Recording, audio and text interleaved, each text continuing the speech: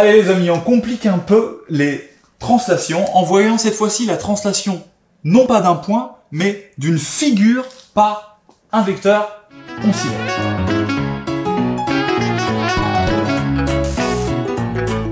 Faire une translation par un vecteur, ça veut dire déplacer quelque chose en suivant ce vecteur. Donc, quand il s'agit de déplacer un point, c'est simple.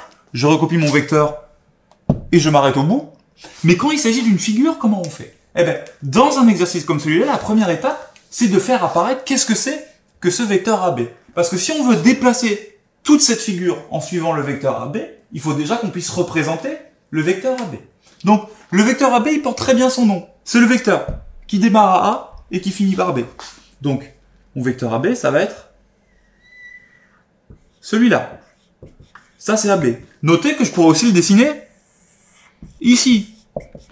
C'est toujours le même vecteur. Un vecteur, ça n'a pas de place, donc je peux le déplacer.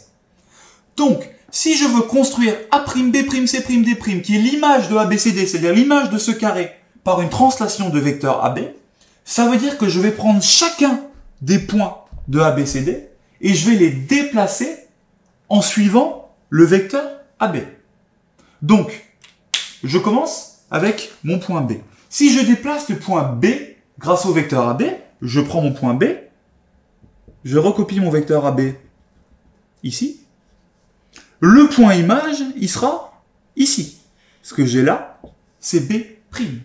Si je veux avoir l'image de D par la translation de vecteur AB, je recopie mon vecteur AB ici, je le déplace, et là, j'ai D'. Pareil avec A, si je veux déplacer A par le vecteur AB, je prends A, je recopie AB, c'est fait, j'arrive ici.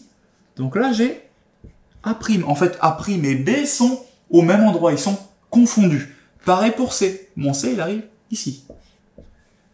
J'ai tout, j'ai A', j'ai B', j'ai C', j'ai D'. L'image du carré ABCD par la translation de vecteur AB, c'est le carré rouge que je suis en train de dessiner, qui s'appelle A', B', C', D'. Vous remarquerez que là, on vous a fait déplacer un carré. Mais j'aurais pu vous faire déplacer un triangle ABC. Et vous allez voir que dans certains exercices, on va vous faire déplacer un bonhomme comptant, on va vous faire déplacer une vague, on va vous faire déplacer une maison, on va vous faire déplacer plein de choses. L'idée, c'est toujours la même. Retenez que une translation de vecteur U, c'est un déplacement de l'image dont la direction, la longueur et le sens correspondent au vecteur U. Un dernier exemple, si je me translate, moi, de ce vecteur-là, ça veut dire que je vais me déplacer de cette longueur-là vers sa direction. Je me suis translaté. On vous a mis des petits exercices en dessous. Entraînez-vous. Ça, c'est des trucs qui tombent au contrôle et c'est nécessaire pour comprendre la suite. À vous de jouer. Now go!